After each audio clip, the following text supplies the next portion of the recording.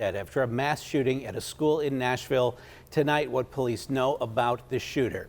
Then it's the first day of rehearsal for the drama club at Elizabeth Forward High School. What the kids there are saying about getting back on stage following last month's fire at their school.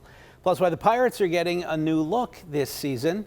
All coming up in minutes on KDKA News at 11. Bob, see you soon. All right, Ken, thanks very much. They hope it's a new look on the field as well. They need wins, lots more of them. Can they do it? I don't know. The number right now is like 67.5. That doesn't sound very promising, but by virtue of having some veterans with some improving young players, you think there should make some advancements. George Lochner on Twitter hits me up at KD Pomp. He says, I'd like to see Smith and Jigba make the team. He might. He had a couple of more hits today, and he's had a very good spring, so he could. Although G-Man Choi is another guy who's a veteran on this team. Ji-Won Bae is a player who I think could be a good bench player, a guy who can play a lot of positions. So can Connor Joe, although he got injured. Jill Ballmer on Twitter says, what's up with Kapanen in St. Louis? Since joining the Blues, he's already matched his goal production with Pittsburgh. Yeah, he has 7 goals and 3 assists in 14 games. That's 10 points. Loves the new scenery. Maybe he feels he has to do something to, to impress his new guys. I don't know. All I know is over here, the potential was big. You saw it at times, and then all of a sudden you didn't see it for a lot of times. Although I've noticed his minutes are up, but then again, the Blues are rebuilding. Let's go out to the phone lines and squeeze in Mike from Beaver County. Hey, Mike, how are you tonight? Hey, Bob, how are you? Good. I just wanted to answer your question from earlier in the show. You actually put the words in my mouth. They're never going to they were never going to keep Swaggerty up, and which is a detriment to the team. But they got Kutch up here, and he's basically here for a money grab, and they're going to consistently put him in the lineup, be it in DH or in the outfield, and that's a detriment to Swaggerty and the team, which I don't understand. First of all, I liked what they did with McCutchen. It is what it is. They needed a good PR boost, and they got it in that. And he still can play. He had 17 home runs. I'm not denying that, but I thought more of a DH role than anything else. And, yeah, you can alternate here and there in the outfield, but I didn't want him standing in the way of any young player. I don't want any of those older players standing in the way of young players.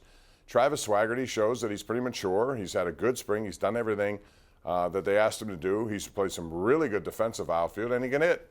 And he's 25 years old. Again, I compare and contrast with what's going on in St. Louis. Same draft, 2018, same as Swaggerty. They have a 20-year-old kid. Swaggerty's 25, so this kid was a high school kid. He's now 20, and they've elevated him to their major league roster because he earned it, and he flew right through their system.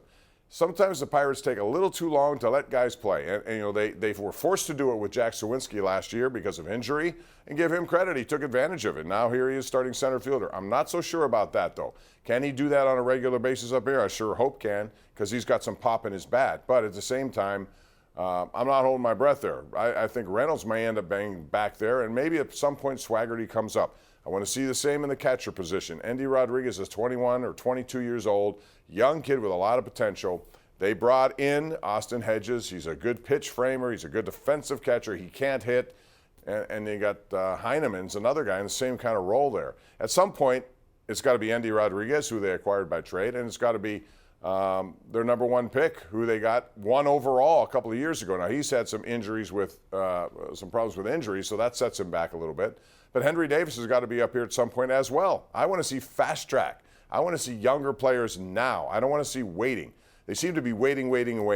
Anyway, James Hoy, and this is to my point, this is what people think. Pirates, his prediction is 74-88, better play and in contention for playoffs 2 years from now.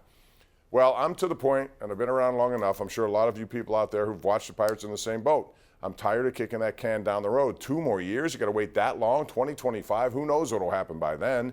I want to see it now. If guys are deserving and pushing and playing in the minors and creating opportunities for themselves, don't hold them back.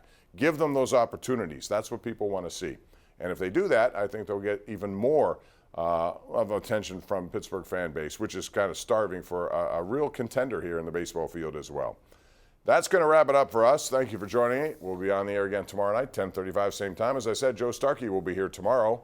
So all you have to do is call that Bordas and Bordas hotline at 412-575-2600. I'd love to talk to you. 7 nights a week, right here, Pittsburgh CW and simulcast on 93.7 The Fan.